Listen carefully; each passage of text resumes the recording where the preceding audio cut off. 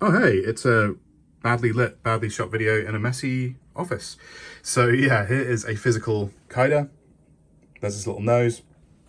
And yeah, I'm just going to give you a quick show around of where we're up to at the moment in terms of the physical build of the first one. So this guy is missing the Y. I'm waiting for a carriage. Basically, there's two carriage options for this. One is a forged carbon fiber carriage, which is very light and also relatively cheap, but you need to make it. There's also a mount for an off-the-shelf, well, there will be a mount anyway, for an off-the-shelf carriage that's available on AliExpress in the same size. I'm waiting for that to arrive because I thought I'd do that first. It's cheaper, and also it's something that's readily available for the kind of people who don't want to build their own carriage, which is probably most people, to be fair.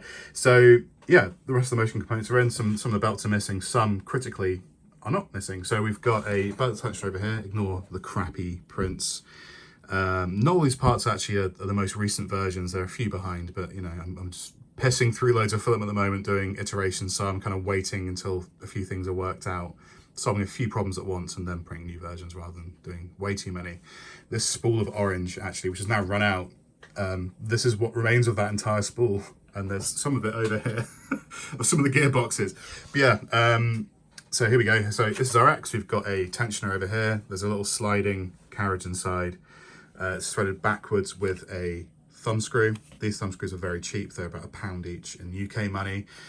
Like I said before, it uses a standard Voron Zero X carriage with a slight modification to move the belt path from up here to down here because it's on a 2020 rather than a 1515 extrusion.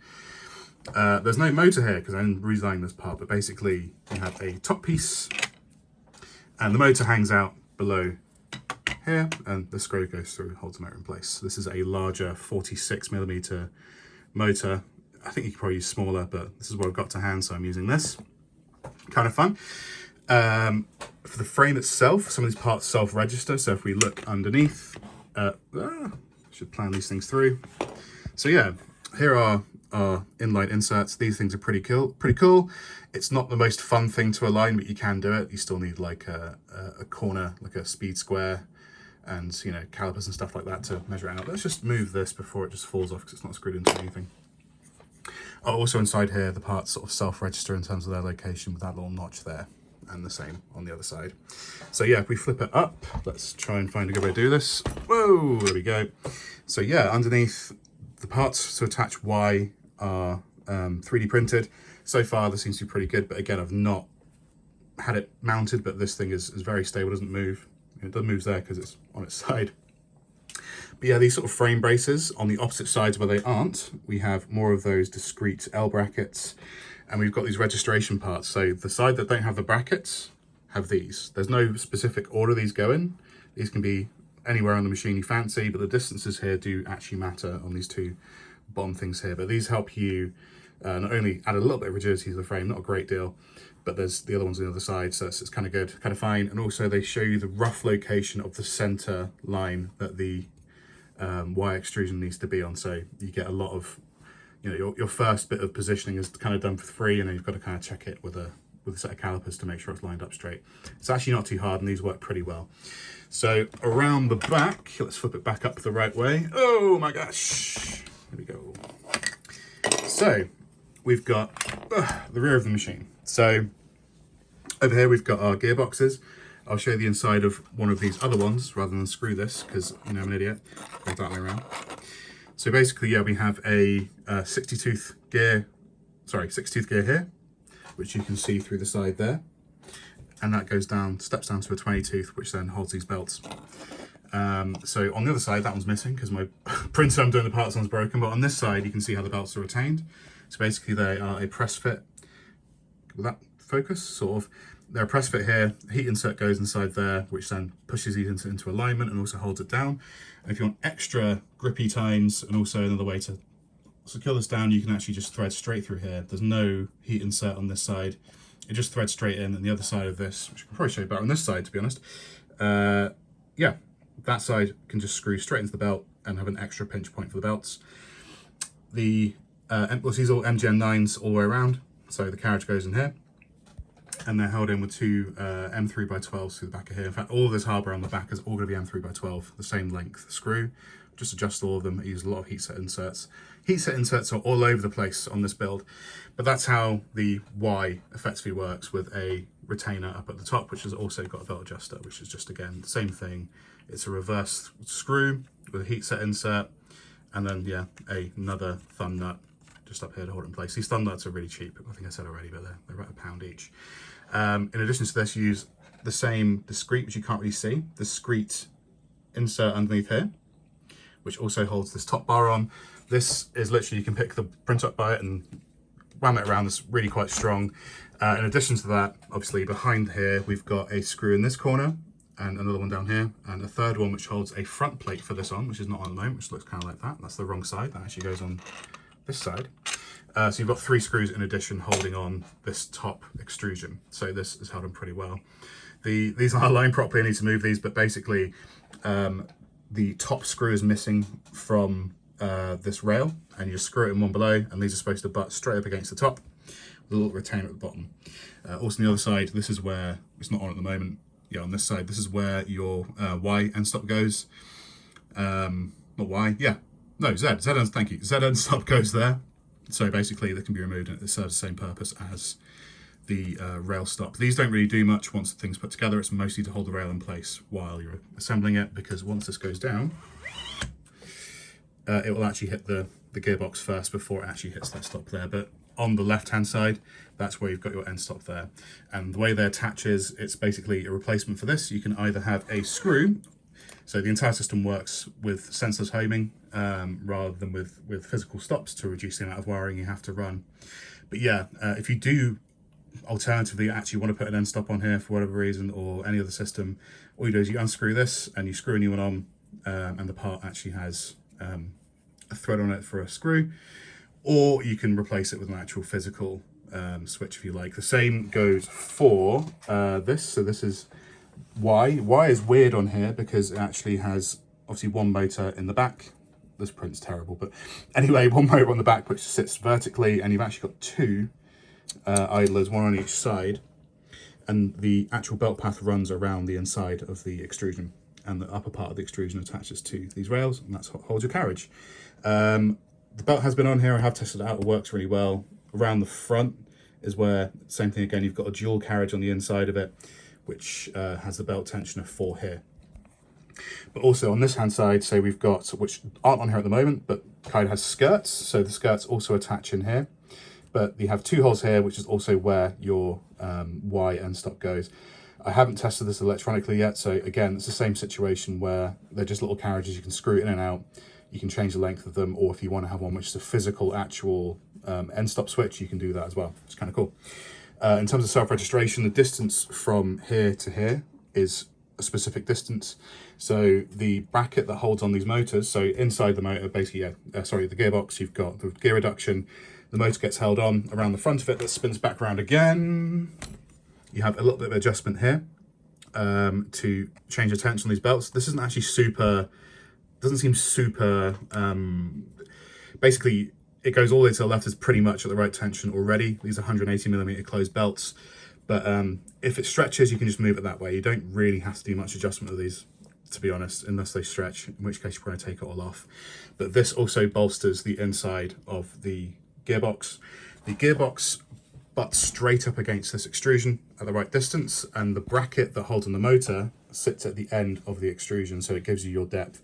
Again, you do need to check this with calipers and stuff, but where these things slide around, where you haven't got screwed holes through the frame, this just helps you get that initial alignment. You push this up until it hits it, so if you can screw this into here, so it screws into the top. So basically the bottom screws in, you put the gears in, you thread this through, and then you have 2 screws here. There's a third one down here, and also inside the extrusion as well. Can I see it? There it is.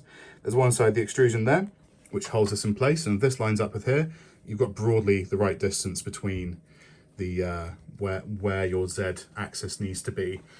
So it's all in aid of trying to make sure that, yeah, although you're not tapping holes through the extrusions to actually line things up, you have some assistance to get that initial alignment correct, so you're not fiddling too much.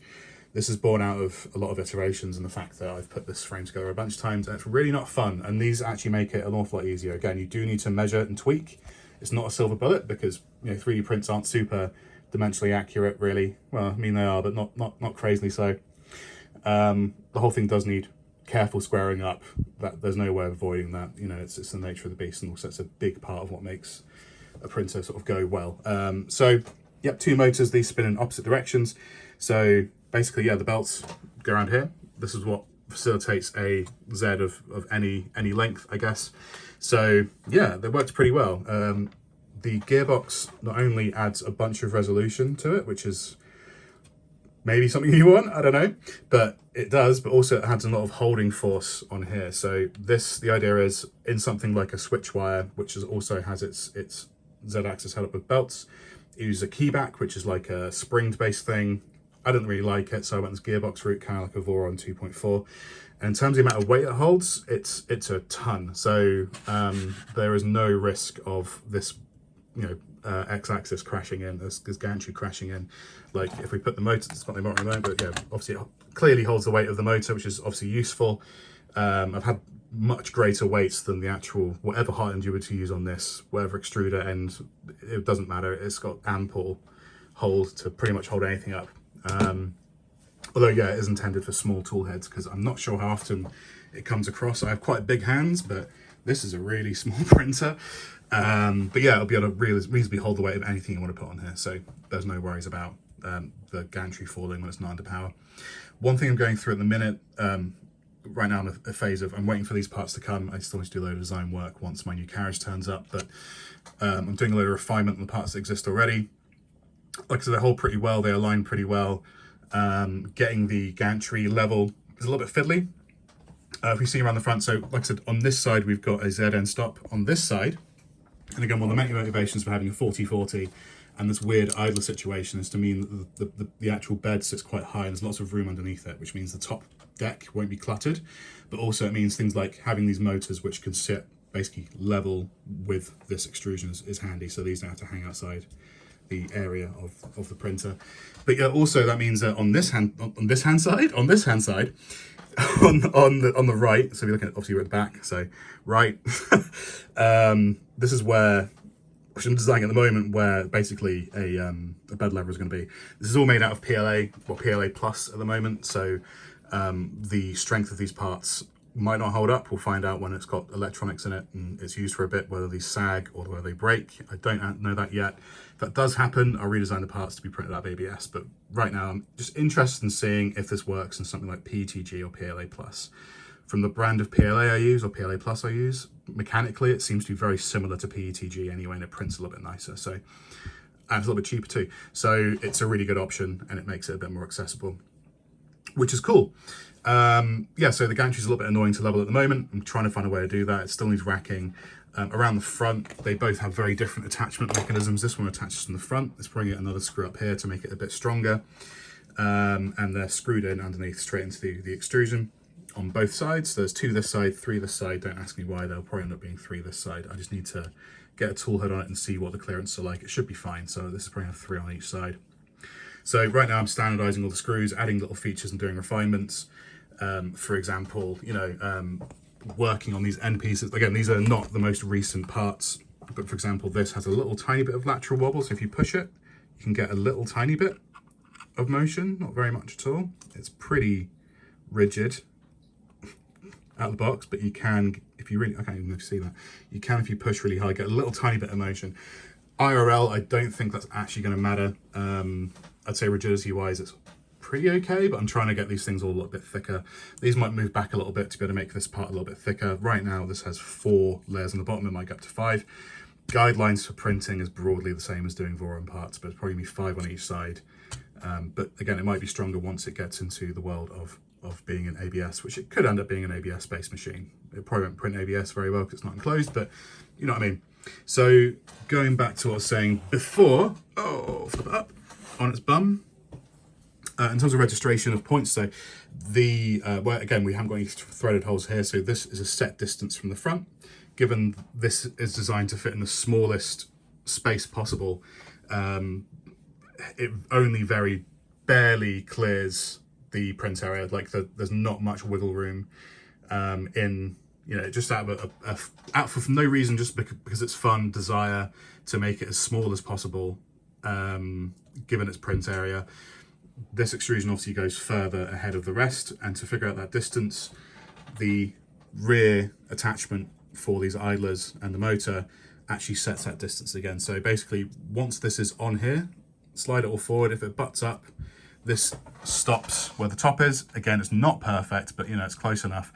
Once it butts up, that's your distance. That's how far forward this extrusion needs to be. So all the parts are kind of designed to help you figure out where all the extrusions need to be located when you're attaching the frame. So the idea is when you construct it, you put everything in relatively loosely, you put on a bunch of these parts, use that to register where they're supposed to be. Once that's done, it's kind of there. Check it all 75,000 times, tighten them all down. But yeah, so electronics go underneath, so there will be a deck up here. So the idea is it'll be underslung electronics. Right now, this has room for either a Meanwhile RS3, whatever, 350 watt, basically Ender 3 style power supply, or a UHP, more expensive, smaller power supply. Both of them can fit here. There's enough room, and the positions of these are designed so you can actually use part of this deck as mounting the hardware for electronics afterwards. But yeah, if it's a UWP, I'm still trying to figure out the exact board to recommend for this. Basically, it needs anything with ideally 5 steppers, or 4 is kind of fine, but given the nature of the motion system for Z, which is kind of like the only unusual thing really about this printer besides it being made out of silly materials, means that these motors move in opposite directions. So yeah, this one spins this way, so that one goes up, and then this one goes the opposite way. But yeah, in terms of, I mean, you have to physically push quite a lot of weight to get them. I'm really pleased with how much resistance this gearbox adds. But yeah, what was I saying? Yes, so yeah, given the way the motion system works, your life gets a little bit easier if you can have an additional stepper. So they have a stepper each, because then you can do manual gantry racking, which is quite handy instead of trying to bump. Because again, given this sort of motion system, the belts don't really want to necessarily slide, because they're not like rails. They kind of stay where they are. So bumping it against the gantry is not ideal. I think it probably would work, but you know, whatever. But having 5 steppers is a good thing, because it means that you can actually automatically level the gantry as part of the startup sequence for the printer, which would be very useful. And I think, given the nature of it, I'm going to spec it to always have a bed leveler in a position for that. This is going to be a 0-click or clicky probe or whatever, so you have that by default. They're very cheap. So again, BOM hasn't gone up. I have most of the parts. I'm waiting on my bed. I have all the electronics. I just haven't attached them yet because I'm waiting to get my bed in. In terms of the deck, again, I'm waiting to design the deck. Once I've figured out where the electronics go, I'm going to try and have some sort of nice routing situation, so there's not too many, as few wires as possible hanging around, hanging loose on the machine. We're trying to mitigate that as much as possible. The skirts on the back actually have holes to run through little cable sleeve things for all the cables, but that's pretty much it in a nutshell. It's kind of fun. I like it. It works so far. Yeah, it's a little printer. It's a little teeny tiny printer. Yeah, if you want any more updates on it, then yeah, head over to the Rollerhorn, whatever it is, if that's how you pronounce it, 3D Discord channel. Or if you're really mental, you can just subscribe to this YouTube channel. And I'll do occasional updates on what's going on with what. But anyway, I'm going to shut up now and have a wonderful evening, morning, day, afternoon, Kwanzaa, Hanukkah, any other denominational religious holiday, whatever day you're watching this on. Hope you enjoy it. Hope you get good presents, not shit presents. Who wants more socks? Anyway, have fun, and yeah, bye.